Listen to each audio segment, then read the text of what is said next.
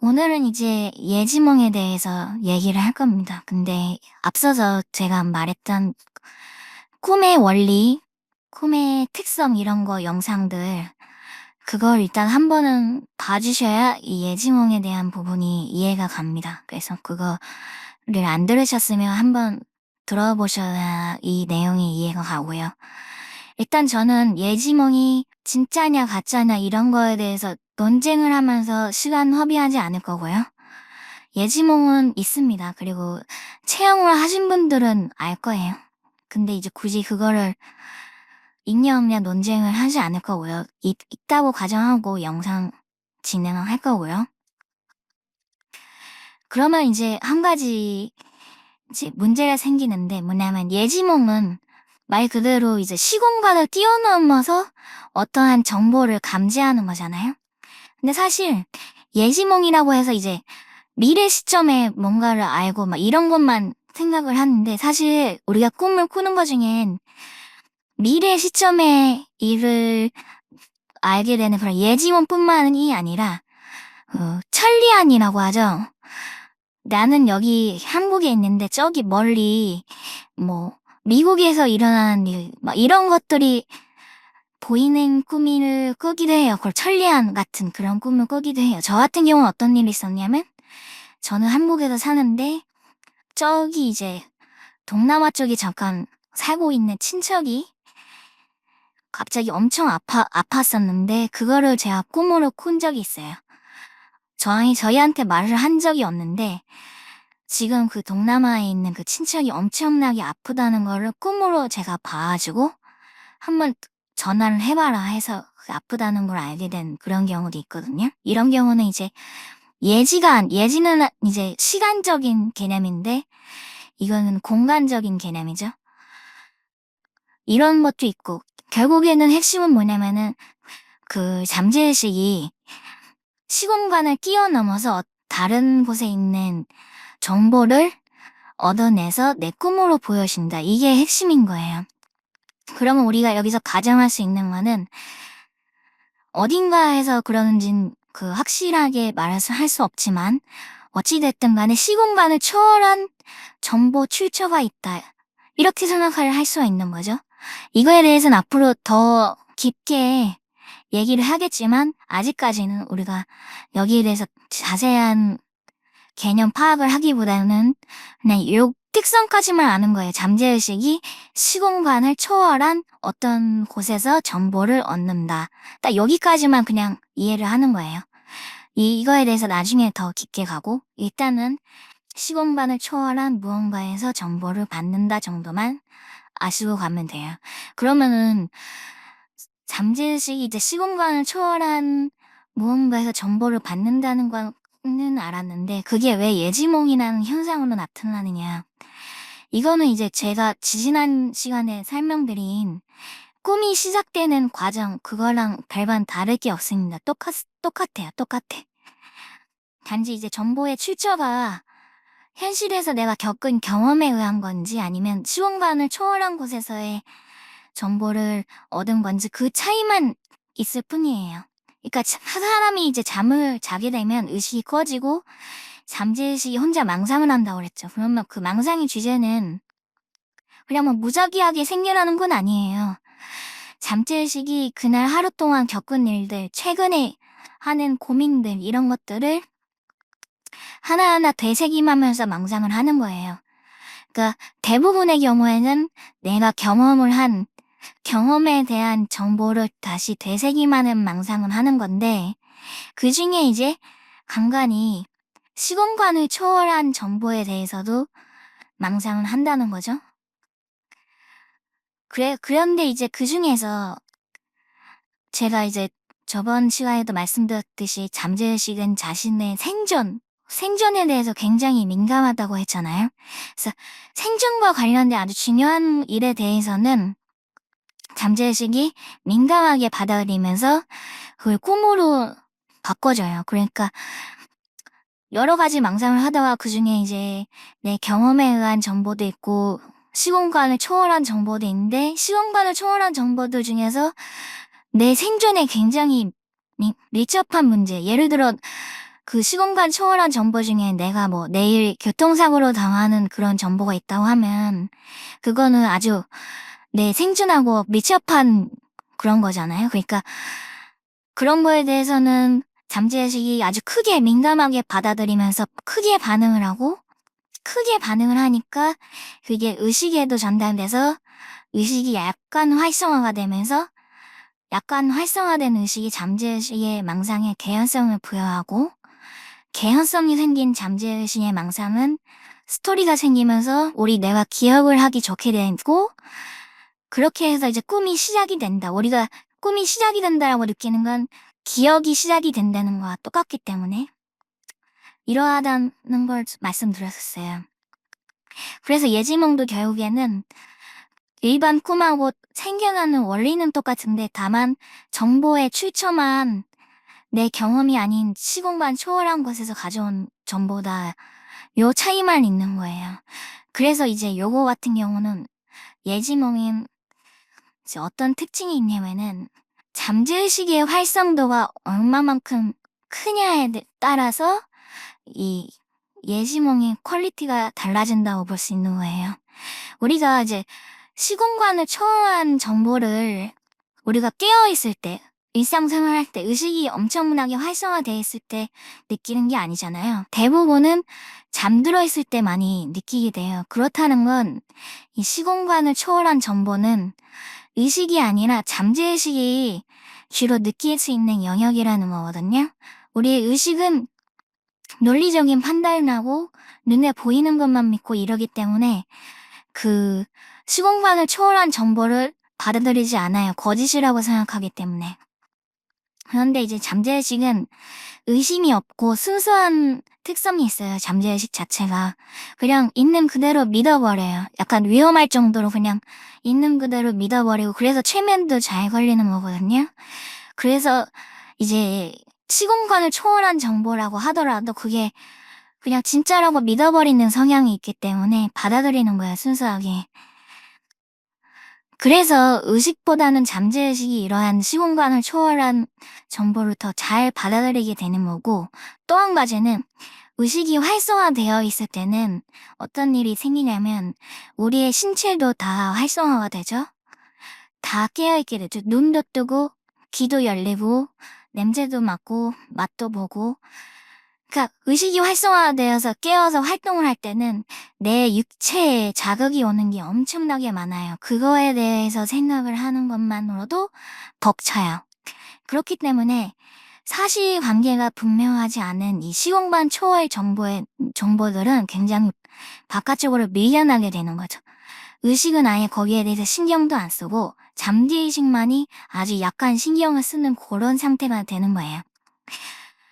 그러다가 이제 잠을 자게 되거나 트랜스 상태가 되면은 의식이 약간 가라앉고 그리고 신체로부터 오는 그런 자극들을 무시하게 되니까 이러한 그 시공간 초월 정보에 대해서도 좀 더 생각할 시간, 여유가 생기는 거죠.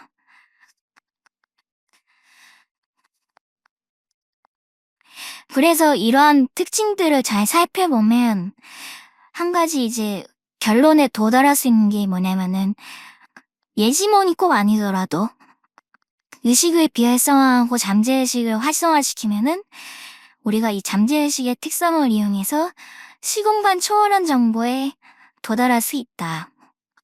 이렇게 생각을 할 수가 있는 거예요. 그래서 그러면 잠재의식을 활성화하고 의식을 비활성화하려면 뭘 해야 되냐? 결국에는 트랜스 상태에 가야 되는 거고, 트랜스 상태에 가기 위해서 하는 여러 가지들이 있죠? 명상도 있을 수 있고, 뭐, 여러 가지가 있는데, 사실 무당들도 점을복원할 때 내 의식이 또렷한 상태라기보다는 트랜스 상태에 가까운 그런 상태잖아요? 그리고 외국의 영성가들, 뭐, 영매, 사이킹 능력자들 이런 사람들도 보면은 자신의 능력으로 활성화할 때는 반드시 트랜스 상태를 이용합니다. 무조건 이용합니다. 대부분의 종교의식에서 트랜스 상태를 아주 많이 이용합니다. 결국에는 잠재의식이 그 시공간 초월한 정보에 접근하는 능력이 있기 때문에 그거를 활용하는 거죠.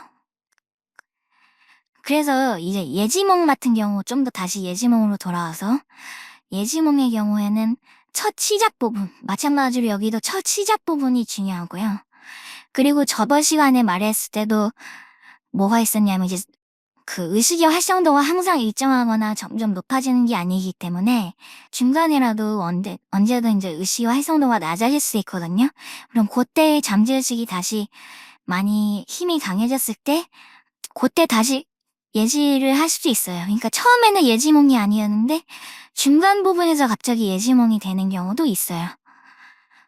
그거를 이제 훅 치고 온다고 저는 표현을 하는데 꿈이라는 건 원래 쭉 개연성이 있는 스토리로 진행이 된단 말이에요. 처음부터 시작해서 이제 스토리가 뭐 원숭이 엉덩이는 빨개 빨가면 사과는 맛있어 뭐 이런 노래가 있듯이 앞에서부터 내 생각의 흐름이 적용되면서 개연성이 있게 흘러가요. 아, 요때 내가 이런 생각을 했으니까 다음 꿈의 상황이 이런 식으로 전개가 되고 막 이런 자연스러운 흐름이 있는데 중간에 예지몽이 들어오는 경우는 어떤 경우냐면 이 자연스러운 흐름을 깨고 갑자기 훅 치고 들어오는 부분이 생겨요. 이런 경우는 조금 범상치 않은 꿈의 특징인 거고 요 부분은 좀 다르게 해석을 해봐야 될 필요성이 있거든요. 예를 들면 어떤 꿈이 있었냐. 제가 예지몽 실제로 꾼 거 중에 경험담을 얘기해 드릴게요. 제가 이제 꿈에서 옛날 고등학교 때 친구들하고 막 동네 여기저기를 돌아다니면서 놀고 있었어요. 놀고 있는데 갑자기 막 뛰어가다가 어떤 식당을 봤는데 거기 어떤 남자가 야외 테이블에서 막 토를 하고 있는 거예요.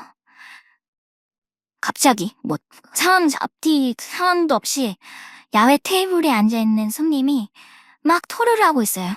구토를 하고 있는데 그 순간에 제가 뭐라고 했냐면은 아, 나 저거 뉴스에서 봤는데 물에다가 세제를 탔대. 이러고서 친구들한테 말하면서 지나갔거든요.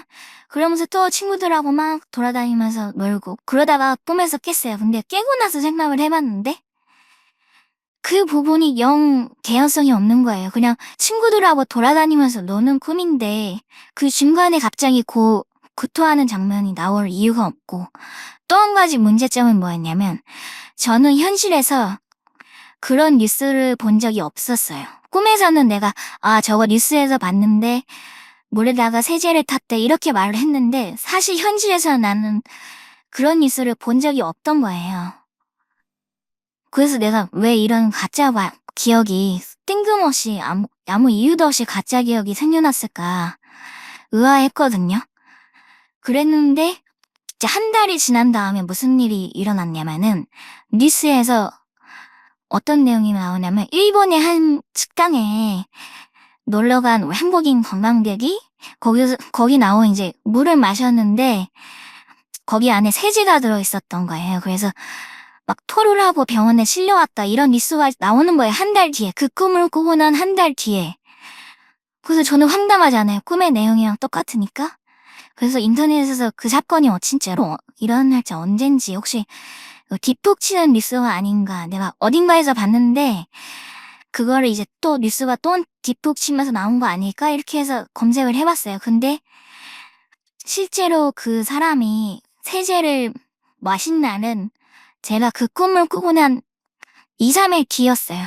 실제 사건이 난 건. 근데 저는 그 사건이 일어나기 며칠 전에 꿈에서 미리 본 거예요. 그리고 심지어는 그거를 내가 뉴스에서 봤다고 내 스스로가 그렇게 가짜 기억이 발동된 거죠. 그래서 이런 꿈 같은 경우는 이제 예지몽이긴 예지몽인데 처음부터 예지몽이 아니죠. 전체가 다 예지몽이 아니죠. 중간 부분만 예지몽인 거예요. 그런데 이 꿈의 내용을 쫙 살펴보면 앞에서부터 쭉 친구를 만나서 여기 가서 놀고 저기 가서 놀고 막 이런 개연성이 쭉 살펴보면 발견이 되다가 중간에 갑자기 뜬금없이 구토하는 남자가 나와요. 아무런 스토리 개연성도 없이 내 생각의 흐름하고 상관이 없이. 그래서 이런 식으로 갑자기 훅 치고 들어오는 부분이 가끔가다 꿈에 있거든요. 이런 부분은 나의 의식이 개입된 게 아니라 뭔가 다른 원인이 있다는 걸 의미합니다. 나의 의식이 개입된 스토리 전개는 앞뒤 상황이 이어져요, 어느 정도. 내가 여기서 이런 생각을 해서 다음 상황에서 이런 상황이 벌어지고 이렇게 내 의식의 흐름이 반영이 되는데 이런 중간에 갑자기 훅 치고 들어오는 예지몽은 그런 의식의 흐름을 깨고 들어옵니다. 개연성을 깨고 들어와요. 왜냐면은 이런 경우는 어떻게 해서 생기는 거냐면 중간 부분에서 아마도 제 의식이 약간 낮아졌겠죠. 잠재의식이 좀 더 활성화되는 그런 일이 생겼겠죠. 그 상태에서 잠재의식이 어떤 정보를 받은 거예요. 미래에 관련된 정보를 받은 거예요. 근데 그게 자극적이라서 크게 반응한 거예요. 나는 지금 꿈을 꾸고 있는 상황에서 한마디로 말하면 이제 한눈을 판 거죠. 잠재의식이 한눈을 팔았다. 의식이 잠깐 약해진 틈을 타서 잠재의식이 한눈을 판 거예요.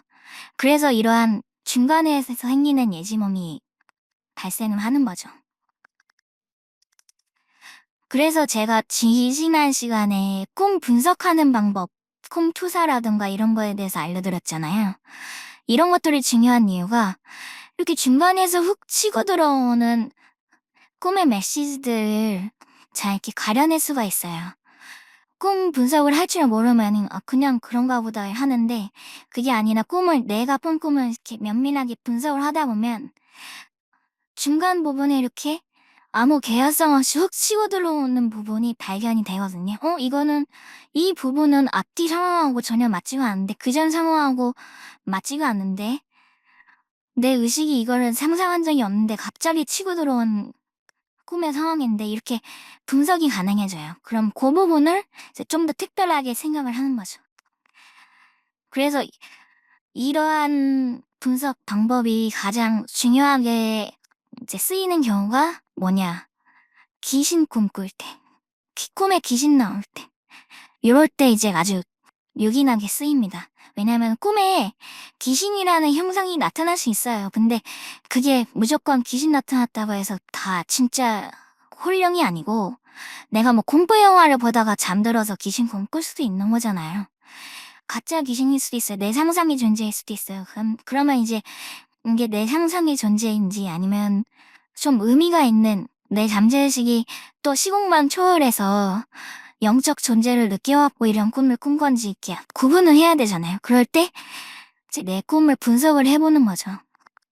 그런데 만약에 내 의식의 상상의 흐름이 이렇게 좀 개연성 있게 쭉 흘러간 꿈이었다. 그 중간에서 이제 귀신이 나온 거였다. 그러면은 이제 뭐 그거는 그냥 내 상상인 거죠. 크게 중요하지는 않은 거고, 그게 아니라 쭉 꿈이 이어지다가 전혀 귀신 나올 그런 타이밍도 아닌데 앞에 상황이랑 맞지도 않은데 갑자기 훅 치고 들어왔다. 그러면 이거는 내 잠재의식이 뭔가 영적인 존재를 감지했어. 이렇게 됐을 가능성이 높은 거고요. 이런 식으로 이제 이 꿈 분석이 귀신 꿈 분야에서는 조금 요긴하게 쓰여요. 남의 꿈에 남이 만약에 귀신 꿈 꿨다고 했을 때도 이게 진짜인지 아닌지를 분석해 보려면 이제 앞뒤 상황을 봐야 됩니다. 앞뒤 상황을 봤는데 만약에 예를 들어볼게요. 꿈의 내용이 어떠냐면 이제 내가 어두운 길을 가고 있는데 약간 무서웠다. 그래가지고 주변을 보다가 귀신이 나타났다. 이거는 굉장히 자연스럽죠? 흐름이. 당연히 어두운 길을 걸으니까 무서운 거고 무서운 상상을 하니까 귀신이 나타나고 굉장히 자연스럽죠. 이런 꿈에 나온 귀신은 그냥 상상의 존재의 가능성이 높은 거고요. 그게 아니라 이제 전혀 무서운 거 전혀 없이 그냥 뭐 파티를 하는 꿈을 꾸고 있었는데 막 파티를 하고 있는 꿈을 꾸는데 뜬금없이 어떤 여자가 나타났고 근데 그 여자 얼굴이 창백하고 귀신 얼굴이었다. 깨고 나서 생각해보니까 그런 얼굴이었다. 그러면 이건 좀 이상한 꼴인 거죠. 파티는 즐거운 분위기고 귀신하고는 전혀 상관이 없는데 귀신이라는 키워드가 개연성을 뚫고 훅 튀어나온 거잖아요. 그러면 요거는 약간 문제가 있는 부분이다. 이렇게 보는 거예요. 어떤 건지 대충 아시겠죠? 개연성을 뚫고 들어오냐, 아니면 자연스럽게 타고 들어오냐, 요거의 차이라는 거예요. 사실 이 영상의 주제, 예지몽에 대한 거는 아주 중요한 첫 입문의 단계이긴 하지만 특별할 게 없죠. 결국에는 정보의 출처만 다를 뿐 꿈에 시작되는 원리랑 비슷하다는 거. 그 정도일 뿐이에요. 근데 여기서 아주 중요한 거, 한 가지. 잠재의식이 그 시공간 초월한 정보에 접근을 할 수 있다는 거, 요게 결국에는 핵심이에요, 핵심. 예지몽 자체가 중요한 게 아니라 우리가 예지몽을 통해서 잠재의식이 이러한 시공간 초월한 정보에 접근할 수 있다라고 하는 요 사실을 알아내는 게 중요한 거예요. 왜냐, 우리가 이걸 알아내게 되면은 뭘 할 수 있냐면은 꿈이 아니더라도 내 잠재의식만 활성화시키면 시공간 초월한 정보에 접근할 수 있다. 이렇게 판단할 수 있는 거거든요. 그리고 아까 말씀드렸듯이 그 예지몽만 있는 게 아니라 천리안, 내가 여기 있는데 저 멀리 있는 상황에 대한 거를 알게 되는 꿈도 꿀 수 있는 거고, 또 귀신꿈, 영적인 존재에 대해서 내가 감지를 하는 꿈, 이런 식으로 여러 가지가 있기 때문에 이런 것들이 의미하는 거는 결국엔 내가 꿈을 꾸는 상태가 아니더라도 잠재의식만 활성화를 시켜주면 미래의 일도 알 수 있고 저 멀리 천리 밖의 일도 알 수 있고 또 귀신에 대한 것도 감지할 수 있다. 이런 결론이 나게 되는 거고, 이게 신기할 것도 없는 게 결국에는 무속인이나 아니면 사이킥 능력자나 영매나 결국에는 다 이러한 특성을 이용해서 트랜스 상태에 진입해서 잠재의식의 힘을 키워서 미래의 점도 보고 저 천리밖의 일도 알아맞추고 과거도 맞추고 귀신도 보고 이렇게 하는 거예요. 결국엔 다 통해져 있는 거예요. 그래서 제가 간단하게 내 잠재의식의 힘을 키워서 내 잠재의식의 능력을 테스트해 볼 수 있는 방법을 알려드릴 거거든요. 5분에서 10분 정도밖에 안 걸리는 그런 방법인데 간단합니다. 이미지 명상이라는 방법이에요. 뭐 특별하게 뭐 훈련을 필요로 하거나 그런 건 아니고요. 누구나 할 수 있습니다. 뭐냐면은 단순하게 눈을 감고 시간을 지나면은 이제 내 머릿속에 여러 가지 그림들이 보이기 시작하거든요. 이제 그거를 관찰하는 거예요, 그냥. 그게 다예요. 근데 어떻게 하냐면은 이제 이거를 하기 전에 내가 주제를 정해야겠죠. 뭐 예를 들면은 뭐 타로 카드 뽑을 때랑 똑같아요. 타로 카드 뽑을 때도 우리가 카드 뽑기 전에 주제를 정하잖아요. 내가 앞으로 어떻게 될까요? 어떻게 될까요? 뭐 내가 직업을 뭘 해야 될까요? 이렇게 주제를 정하죠. 그거의 주제에 대해서 한 30초 정도 깊게 생각합니다. 주제에 집착하는 식으로. 그 주제에 아주 깊게 집착해서 내 뇌에 자극을 준다는 생각으로 한 30초 정도 집중해요. 그 다음에 30초가 지나면 그냥 아무 생각하지 말고 명상하듯이 머릿속을 비웁니다. 가만히 있으세요. 그러면 내가 방금 전까지 강한 자극을 받았잖아요? 그럼 내 잠재의식은 그 자극받은 거에 대해서 이어서 이렇게 망상을 하거든요. 그러면은 그 망상이 시작될 때 여러 가지 이미지들이 막 머릿속에 떠올라요. 그러면은 그냥 관찰만 하세요. 절대 개입하지 말고 이 그림은 싫어, 이 그림은 좋아 이런 거 느끼지도 마시고 그냥 바라보기만 하세요. 그림 그려. 이런 그림 나타났다. 또 사라진다. 뭐 저런 그림 나타났다. 사라진다. 그냥 관찰만 하시는 거예요. 절대 개입하지 말고. 그걸 어느 정도 하면 한 5분 조금 넘게 돼요. 그리고서 이제 깨어나는 거예요. 그래서 깨어나자마자 내가 방금 봤던 이미지들이 어떤 것들이 있었는지 막 기억을 해내면서 메모를 하세요. 그럼 이제 이미지 명상이 끝난 거고 우리는 이제 그 이미지들로 뭘 하느냐. 타로 카드를 해석하듯이 그 이미지들이 의미하는 게 무엇인지 해석을 해보는 거죠. 어찌됐든 나는 그 30초 동안은 주제와 관련된 강한 자극을 받았고 거기에 대해서 이제 잠재의식이 망상을 한 거라서 어느 정도는 이제 예지를 해서 그 이미지를 보여준 것 같을 가능성이 있단 말이에요.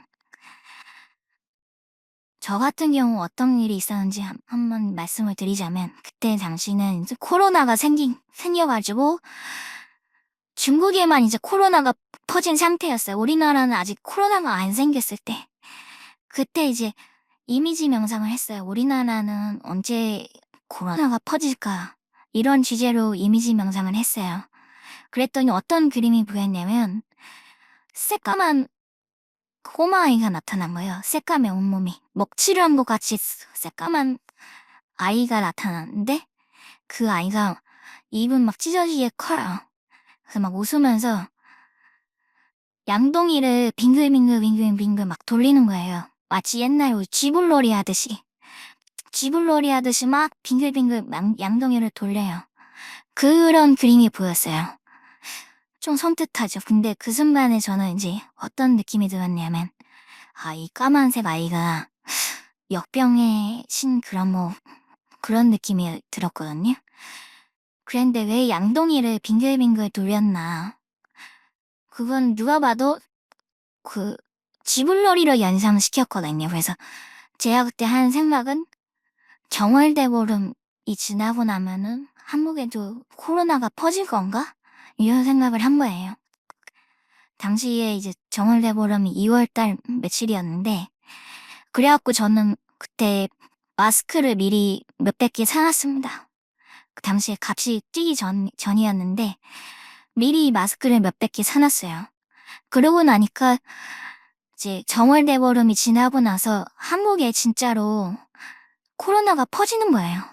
저는 사실 그 전에 무슨 생각을 했냐면 왜 정월대보름이니까 하필이면 중국산 땅콩 이런 거 부럼 같은 거 수입되어 오면서 퍼지나 막 이런 상상도 하고 막 그랬는데 정작 보니까 전혀 상관없이 대구에서 이제 어떤 종교단체에 의해서 한국에 코로나가 퍼졌죠. 근데 그 첫 번째 그 슈퍼 감염자가 활동을 한 시기가 딱 정월대보름 이후더라고요. 그러니까 제가 이미지 명상에서 본 내용이 맞았던 거죠. 이런 식으로 이미지 명상이 진행돼요. 그러니까 이미지 명상도 결국에는 꿈이랑 비슷하기 때문에 이 이미지들을 어떻게 해석할지에 대해서는 제가 첫 영상에서 말씀드렸던 그런 꿈 분석 방법을 통해서 하셔야 되는 거고요. 그냥 너무 진지하게 생각하지 마시고 연습 삼아서 타로 카드를 뽑는 거 재밌잖아요? 그런 식으로 타로 카드를 뽑는다고 생각하고 이미지 명상을 한번 해보세요. 중요한 건 그 그림 보여지는 거에 절대 개입하지 말기. 그리고 그거 하기 전에 반드시 한 30초 정도 주제에 집착하는 시간을 잠깐 30초 정도 갖기. 그렇게 두 가지만 이렇게 지켜주시면 되고 아주 간단합니다. 누구든지 할 수가 있어요. 그리고 이미지가 흐릴 수도 있는데 흐리면 그냥 흐린 대로 기록하면 돼요. 별거 없습니다. 그래서 이 이미지 명상 이게 왜 가능하냐. 결국에는 눈을 감고 하는 거잖아요. 눈을 감으니까 가만히 한 1, 2분 있으면 당연히 약간 나른해지면서 의식이 약간 잠듭니다. 약간 나른해지면서. 그러니까 그게 약한 트랜스 상태가 되는 거예요. 완전한 트랜스 상태는 아닌데 약한 유사 트랜스 상태가 되는 거죠. 그러면서 잠재의식이 어찌됐든 의식이 약간 잠든 만큼 키워지니까 그 잠재의식의 힘으로 그 예지를 보는 거예요. 그리고 관여하지 않겠다는 마음 자세 있죠. 여기 굉장히 중요합니다. 관여하려고 하는 나는 의식이잖아요. 의식은 내가 불가능하다고 판단되는 논리적으로 맞지 않는다고 생각되는 것은 안 믿으려고 하는 성향이 있기 때문에 의식이 개입하면 할수록 잠재의식이 수공만 초월한 정보를 가져오는 게 힘들어져요. 그러니까 절대로 개입 안 한다는 마음 자세를 가져야 되는 거예요. 이러한 이미지 명상 방법, 잠재의식의 힘을 테스트할 수 있는 방법이라고 알려드렸고 요걸로 이제 어떤 거 또 재밌는 걸 할 수 있냐. 카드 뒷면 맞추기를 할 수 있습니다, 요걸로. 예를 들 예를 들어서 외국에 사람들이 초능력을 개발한다고 카드에다가 숫자나 도형 같은 거 이렇게 딱 그려 가지고 덮어두고 막 거기 집중을 해 가지고 그 카드 뒷면에 어떤 그림이 있는지 맞추고 막 이런 거 하잖아요. 요거를 이미지 명상 통해서 할 수 있어요. 대신에 제가 지난 시간에 뭐라고 했었죠? 잠재의식은 기호, 숫자, 이런 도형 이런 거 어려워해요. 그러니까 절대로 이런 거 그림으로 하진 마시고요. 그건 너무 어려우니까 자연 형상이 그려져 있는 그림 있죠? 고런 걸로 하세요. 뭐 강아지, 뭐 나무, 뭐 열매 이렇게 자연 형상 아니면 사물도 좋은데 어쨌든 이미지로 바로바로 인식할 수 있는 그런 그림들이 좋고요. 그런 그림 카드들을 어디서 쉽게 구할 수 있느냐? 타로 카드가 좋아요. 타로 카드. 타로 카드 중에서는 여러 가지 모양의 덱이 있잖아요. 그 중에서는 그 자연 형상 컨셉으로 이렇게 나온 그런 카드들이 있거든요. 타로 카드 중에 뭐 동물 그림들이 많은 타로 카드도 있고 그런 것들을 활용하시면서 그걸로 이제 이미지 명상으로 해서 카드 뒷면에 어떤 그림이 있는지 맞춰보는 것도 재밌습니다. 이런 경우에는 어떤 식으로 이미지 명상이 나오냐면 정확하게 카드 뒷면이 보이는 게 아니고 비슷한 이미지들이 보여요. 예를 들어서 어떤 게 있냐면은 카드에 무슨 토성이 막 그려져 있고 뭐 남자가 서 있고 막 이런 그림이 있다고 하면 처음에는 뭐 동그란 지구본이 보일 수도 있어요. 토성이라는 게 안 보이고 지구본 같은 게 보일 수도 있어요. 행성이라는 키워드로 웃긴 거죠. 그리고 남자는 그냥 남자로만 보일 수도 있고 이런 식으로 약간 그 카드 그림의 객체들이 단순화되면서 다른 이미지로 대체되면서 보일 수가 있어요. 저 같은 경우는 또 어떤 경우가 있었냐면 회색 연기가 그 카드 윗면을 막 이렇게 뭉게뭉게 이렇게 채워져 있는 그런 그림이 있었거든요. 근데 그 회색의 구름 뭉게뭉게 있는 그거를 연기로 보지 않고 내가 이미지 명상할 때는 회색 코끼리가 막 이상하게 있는 것처럼 보였거든요. 근데 그 부분이 카드 뒤집고 나서 보니까 회색 연기 같은 그런 부분이더라고요. 그런 식으로 이렇게 밖에 나올 수도 있고 요건 이제 해보셔야 알 수가 있고 이미지 명상이 실제로 이제 효과가 있는지 없는지에 대해서도 카드 뒤집기로 통해서 체험을 해보실 수 있어요. 그런데 요거는 제 경험상으로는 연속으로 3번 이상 하려고 하면은 한 4-5번째부터는 잠재의식이 굉장히 약간 짜증을 내는 그런 느낌을 많이 받았거든요. 3번까지는 그래도 어느 정도 이렇게 자연스럽게 이미지 명상이 되는데 4-5번째부터는 잠재의식이 약간 짜증 섞인 그런 기운을 저한테 전달을 했었어요. 그래서 잠재의식도 이런 거 카드 뒷면 맞추기 이런 너무 반복해서 하는 거 안 좋아하는 거 아닌가 이런 생각을 했었어요. 그래서 한 3번 정도 하루에 한 3번 정도 해보시는 거는 괜찮을 것 같거든요. 그래서 이미지 명상의 굉장히 저는 잠재의식에 대해서 연구하기 좋은 그런 수행법이라고 생각을 해서 많이 추천을 합니다. 아스트랄 프로젝션도 좋긴 하지만 성공하기까지 너무 어렵잖아요. 그치만 이미지 명상은 그냥 무조건 성공을 할 수밖에 없어요. 그 그림이 맞든 틀리든 어찌됐든 성공은 해서 그림을 볼 수밖에 없어요. 아무리 못하는 사람도. 그래가지고 좀 더 진입이 쉽고 그리고 한 번 하는데 5분, 10분밖에 안 걸리니까 훨씬 절약적이죠, 시간 면에서.